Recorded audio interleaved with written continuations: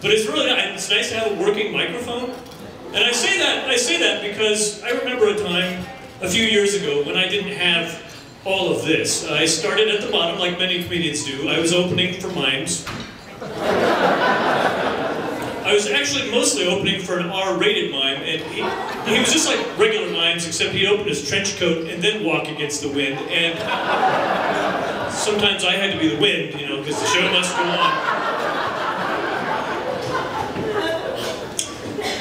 FYI, it is impossible to tell when a mime is choking. He actually died right in front of me. He was pointing to his neck, he was making faces, he was turning blue. I just thought he was trying out new material. There's nothing more sad than a mime funeral. I don't know what's worse. All the fake crying, the eulogy no one can hear, 6 mimes carrying a dead guy in an invisible box. If there was a bright side, it was this. Mime funerals are great places to meet women. Especially since I was the only one there willing to talk.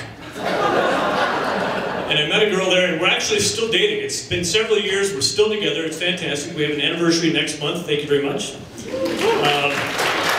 What's amazing is that we have nothing in common. She's homeless, which technically makes me a hobosexual, but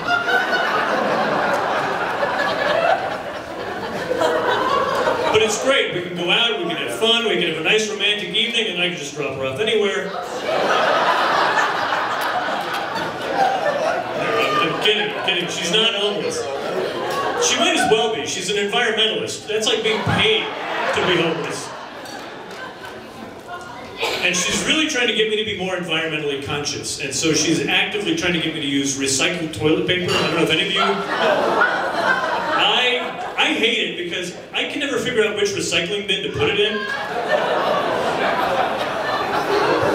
My neighbors are no help. They just judge. So, we're at this special stage of our relationship where we have the cute little nicknames for each other. She calls me Peanut because she thinks I look like Charlie Brown. And because she has a peanut allergy. But I'm a romantic. I like to call her Precious because she reminds me of Gollum from Lord of the Rings. It's like I'm dating a movie star. Which technically makes me a hobbit sexual. Thank you very much. So I've been doing comedy for a while. As Joey said, I've been on TV and I was on NPR. I've written for newspapers, including the Times News here, trying to make people laugh and have a good time with their morning coffee. But I didn't really set out to do this. Back when I was younger, high school, I had no idea what I wanted to be when I grew up. Back in high school, I was very cultural. I was in something that our high school had, it was called the French Club. So every week, after school, we'd get together and learn about France and the French language, and French culture. It was great, until we were invaded by the German Club.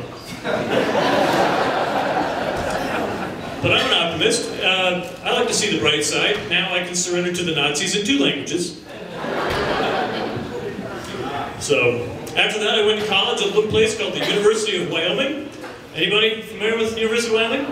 For those of you who don't know, Wyoming is a Native American word meaning constantly beaten by Boise State in football. The Native Americans, such a robust language. They've got a word for everything. Some tribes, it actually means upwind from legalized marijuana, so it really depends on the tribe you're talking to. So, but college was great. College was actually tough. It is supposed to be challenging. One of the classes that I had the most tough time, the most difficult time with, was a history class. And I think it was my senior year, and it was a history class focusing primarily on early Europe, Mediterranean Europe, and the rise of the city-state. So naturally, we spent a lot of time focusing on Julius Caesar, and I remember I learned that Julius Caesar, who was in charge of the Roman Empire, was assassinated. He was stabbed in the back, right on the steps of the Roman Senate. And as he lay bleeding on the Roman Senate steps, his last words were, "Help, somebody dial IX, II." Which back then was considered hilarious Maximus. because nobody had yet invented the telephonus maximus. So anyway, so college was a good time. I thought college was fun, but the best part of college was spring break. And the best part of spring break? Fat girls. Because I like body shots, and fat girls have belly buttons like a big gulp. So, for a college guy on a budget, fat girls are just more cost effective.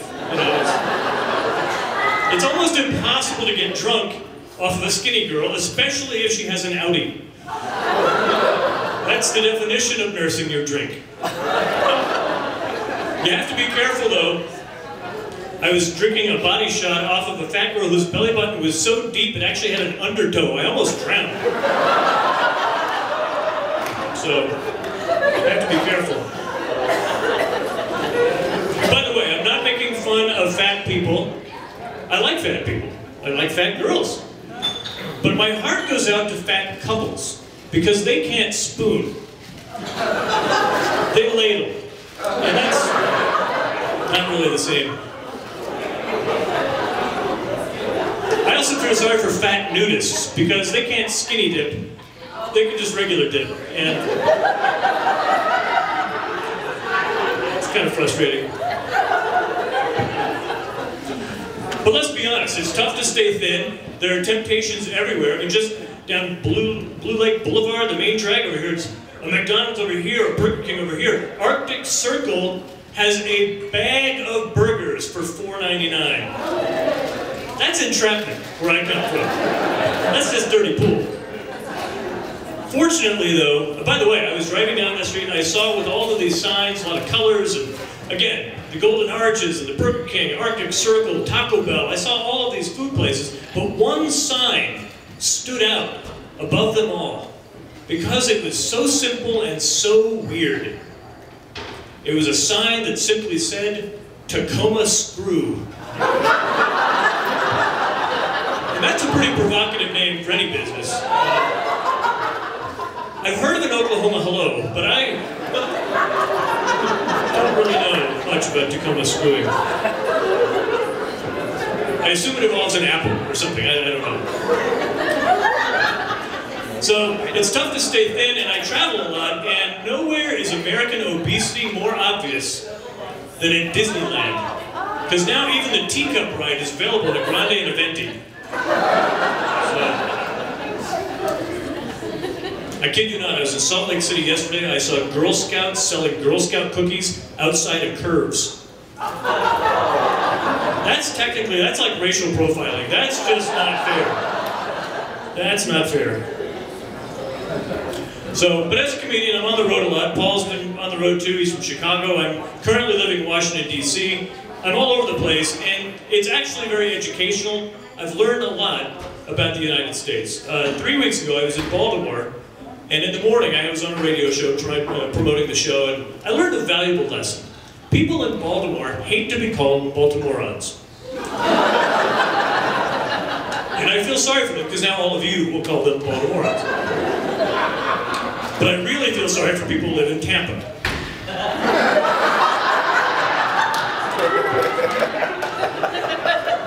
Because they have a lot of water around it. It's all crowded.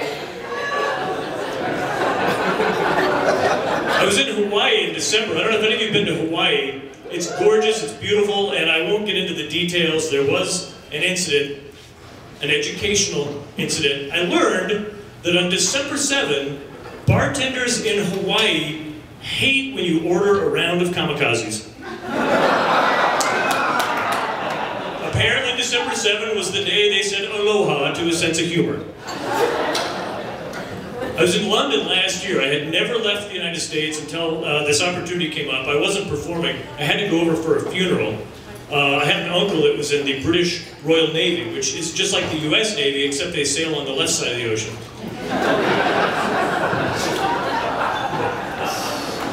If you're from Pocatello, ask your friend why they're laughing. It's funny. But he had drowned, and they were going to do a burial at sea, and so the entire flight over, I kept thinking, wait a minute, he drowned, and they're doing a burial at sea. I'm from Wyoming. That's called catch and release.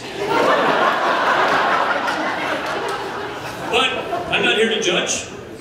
The British Royal Navy is actually older than the United States. You want an organization with tradition and ceremony, that's it. And the burial at sea is a very elaborate procedure. It's very long, lengthy, very elaborate, very sad, because none of the pallbearers could swim. I had to stay for 2 more days. You know, they couldn't catch all 6. They had to wait until the next day, otherwise they'd be over their limit. So,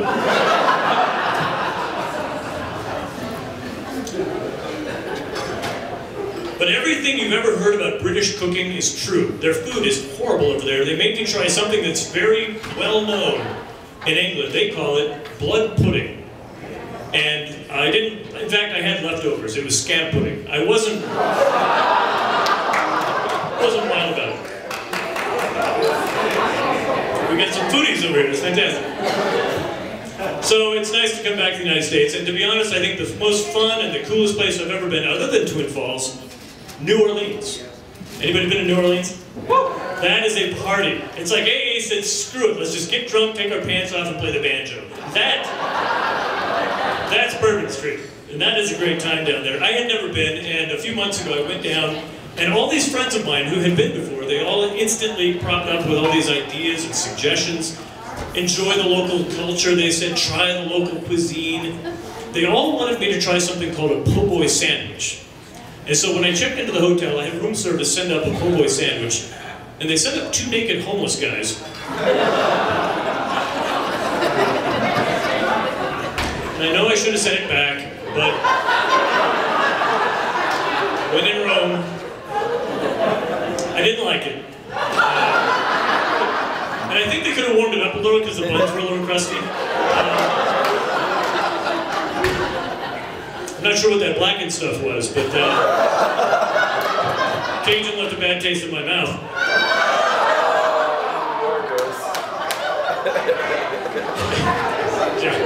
Thank you again, the foodies. I forgot.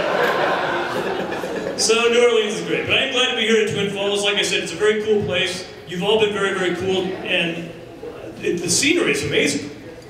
The people are nice, the scenery is fantastic. I've had great food while I was here. I took the liberty of